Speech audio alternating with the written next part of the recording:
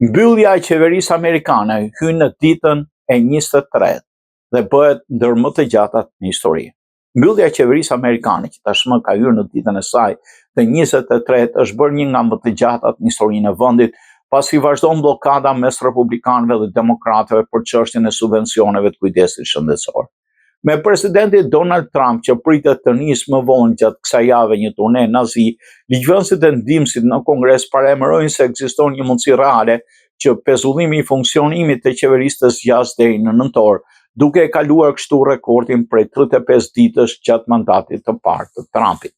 Takimi në shtëpinë e bardhë mes Trumpit dhe senatorëve republikanë duket se ka forcuar pozicionin e partisë në pushtet për të mos pranuar asnjë negociat me demokratët. Demokratat si kusht për rihapjen e qeverisë kërkojnë miratimin e ndihmës prej 22 milionë amerikanë që do përballen me rritje të çmimeve të sigurimeve shëndetësore në janar. Mesazhi ynë është shumë i qartë, nuk do t'i nënshtrojmë shantazhet të tyre, deklaroi Trump.